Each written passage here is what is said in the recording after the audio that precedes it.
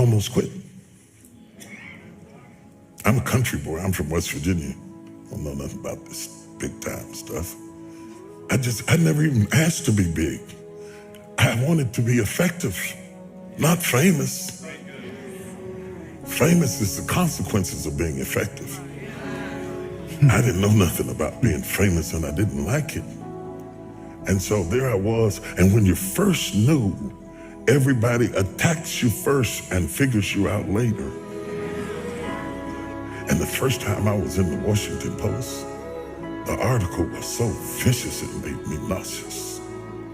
I was so shocked that you could say that stuff about somebody you didn't even know based on assumptions and a little bit of this and a little bit of that. They piece it all together and you don't get to say anything back. So I decided I don't want this. I was preaching for Pastor Bishop Donnie Mears, and nobody knew it because preachers can override their feelings and function. I preached, the place was on fire, but inside I want to quit.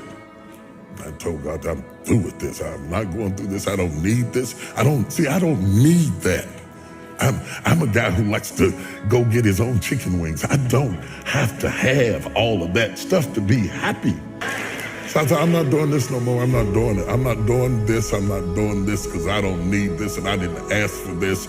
I'm only doing this because of what happened in my life, of the circumstances that happened in my life. He put me on stage. I didn't ask for it. And when I saw how much it cost, I thought, you can have that right back here. You have that right back up in here. I don't need it. So I was mad inside and I was hurt. And I stayed up in the fellowship with the pastors because I didn't want to go back to my room and sulk in my own sorrows. And they said, there's a lady downstairs waiting to see you. The service was over and the fellowship was over and the pastor was starting to leave. I was trying to outwait her. I thought she'd give up and leave. And when I finally came down the steps, she was there. And she was just a willowy bit of a woman. And she said, Bishop Jakes, she said, I've been in the hospital. She said, I was pregnant in my fallopian tubes and the baby died in my tubes and I was carrying around a dead baby and the toxicity from the baby almost killed me.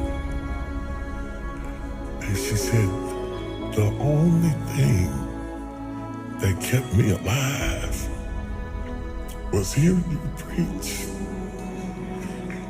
She said, if you hadn't been preaching to me every day, I swear I would have died. And then she looked at me and she said, it's for us. It's not for them. It's for us. It hit me so hard. I didn't even get her name. I got in the car and cried all the way back to my room because she reminded me why I was there. Last week when I text you, I was up in Baltimore in DC and I was doing a book signing. And this woman came up to the table to buy sword. She said, you don't remember me, do you? I said, no. She didn't even look like the same person. She's all dressed up and gained weight. She felt like she wanted to say, wow. She said, I met you in the bottom of Donnie Mears Church years ago, and I burst into tears. I lost it.